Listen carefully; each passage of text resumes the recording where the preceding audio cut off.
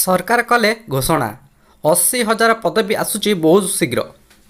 Hello hi नमस्कार मु सौरभ आपन स्वागत करुच्ची मो यूट्यूब चैनल ओडिशा एक्टिविटी की।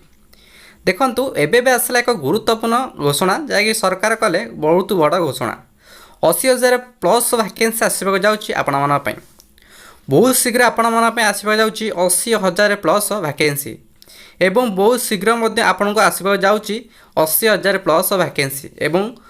जो जो प्रक्रिया रही बहुत शीघ्र आपणकर से सब प्रक्रिया त्वरान्वित होगा जाऊँगी बहुत शीघ्र आपणकर सरकार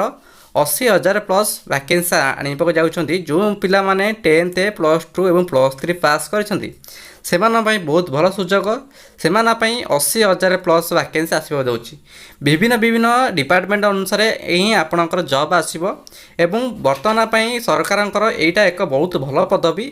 पदक्षेप जहाँकि आपण मानी बहुत शीघ्र बहुत गुड़िए वैकेंसी पूर्ण होगा जाऊँगी तेणुक बर्तमान एक सोशल मीडिया एक आर्टिकल छापा जाता जहाँकि सरकार यहाँ कही कि 80,000 प्लस वैकेंसी आपंकर लक्षे पाखापाखि आपंकर वैकेंसी आसवाक जाऊँगी तेणुक आप देखिपे लक्षे ओडिया को चाकरी दिज्व तेणुक पूर्ण हेब खाली पड़ा सरकारी चाकरी 80,000 रु अधिक पदवी पूर्ण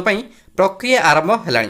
तेणुक सरल हेब नियुक्ति पद्धति जहाँकि ओडिशा स्टाफ सिलेक्शन कमिशन अधीन में समान योग्यता थिबा पदवी हेब एक एकक परीक्षा है जहाँकि आप जानते staff selection Odisha staff selection commission अधीन में ही आपणकर ये सब 80,000 प्लस वैकेंसी पूर्ण होगा जाऊँगी एवं गोटे एग्जाम मध्यम ही आपणकर जहाँकि आपणकर 80,000 पदवी जहाँकि आप पूर्ण होगा जाऊँगी तेणुक बर्तमान लक्षे पाखापाखि ओडिया को चाकरी दिज्व बोली सरकार घोषणा करते तेणुक बर्तमान एक आर्टिकल कनन न्यूज तरफ आड करा जायतला ता सहित बर्तमान ओडिशार माननीय मुख्यमंत्री मोहन चरण माझी कही जहाँकि 80,000 रु अधिक पदवी बहुत शीघ्र पूर्ण होगा जाऊँगी